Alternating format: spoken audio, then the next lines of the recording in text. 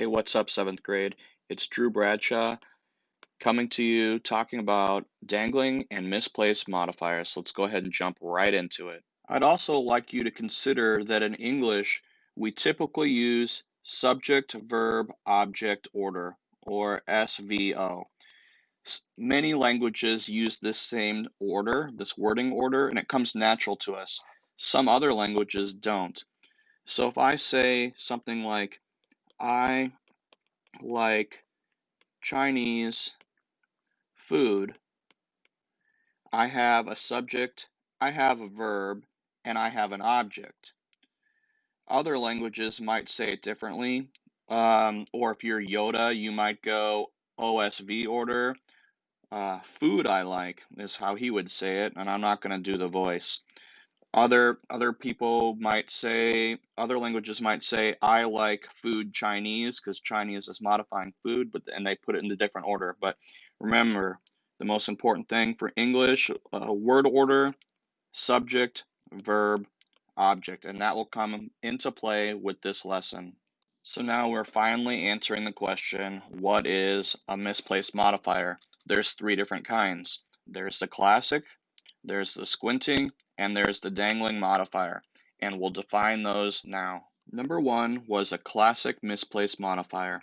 This is a modifier that could unintentionally modify the wrong thing in a sentence. Let's go ahead and take this sentence. Okay, there's our sentence. Distract a child with a frisbee. And I need to figure out our subject, verb, and object. It looks like distract is our subject, but actually it's not. Distract is the verb. You can distract someone. That's the verb. And then the verb's object is a child. So that's who or what is being distracted. And so our subject is actually you, because I'm telling you to do this. So you distract the child with a frisbee. But now we have a classic misplaced modifier. And that, I'll just tell you right now, is with a frisbee. Am I supposed to use a frisbee to distract the child? Like throw it over there and make them look and run after it? Or am I supposed to go find a child who has a frisbee and distract him or her? We don't know. This is a misplaced modifier, and to make it clear for our reader, we need to ask ourselves, how could I redo this sentence or rewrite this sentence to make it make sense for the reader or the listener? I could say, go take a frisbee and throw it to distract that child. Okay, now in this one, we know that you're supposed to use the frisbee and throw it, and I should probably go ahead and write and here, not use an and sign. Sorry about that. Throw that frisbee, and the frisbee will then distract the child. That's one way to do it. We could have also done it a different way. We could have said, please distract the child who is holding the frisbee. Maybe we need to distract them because the mom's bringing out a birthday cake and they want it to be a surprise. I don't know. So those are two ways to fix a classic misplaced modifier. The second one is a squinting modifier, and a squinting modifier could modify a word on either side of it. So I'm going to write down this sentence. It's going to say, walking quickly bothers Nicole. And Nicole's my wife, and she does not like when I walk very quickly because she has a hard time keeping up. But we don't know that because our squinting modifier is right here. And let's find out our subject and our verb and our object. Our subject is the action of walking, and the action bothers Nicole. She's the object, bothers is the verb. Walking bothers Nicole. Okay, but she likes walking. She just doesn't like quickly walking, and it quickly bothers her. But So it's kind of true both ways. But anyway, let's see. Is she quickly bothered? Does she get upset real easily? That's one way. Or is it the pace of the walking that upsets her? So we need to figure out how we can rewrite this to make it a little easier.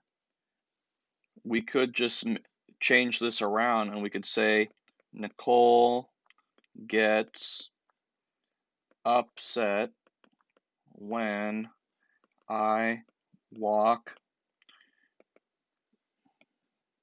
too quickly. Okay, so that is then telling how fast I walk. And again, I am moving this modifier away from the word upset or away from bothers, so it's more clear to the reader that I can say it's the pace of the walking. Okay, let's try another one. Nicole is quickly bothered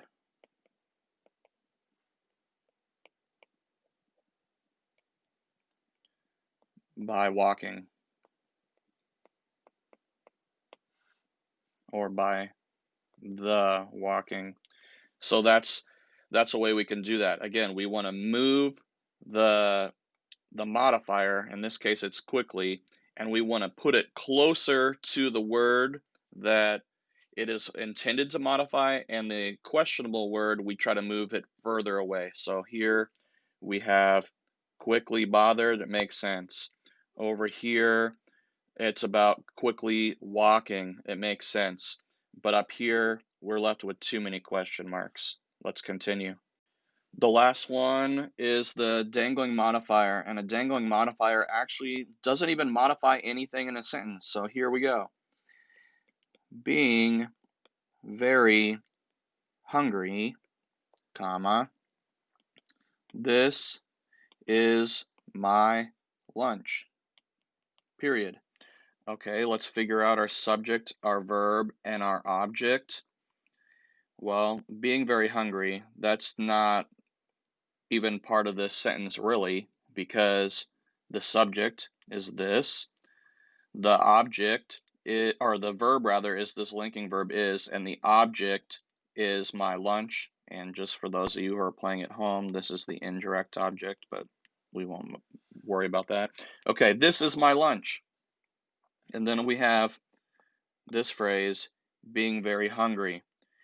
Being very hungry doesn't modify this. This cannot be very hungry. My lunch also cannot be very hungry. And of course, we're not using it as an adverb to modify a linking verb is. That's just not going to happen. So actually, this, while it might be important information, it's not important to this sentence. So we need to rewrite this so it makes sense. I could say this is my lunch, period. Or I can say, I am very hungry, so I will eat my lunch.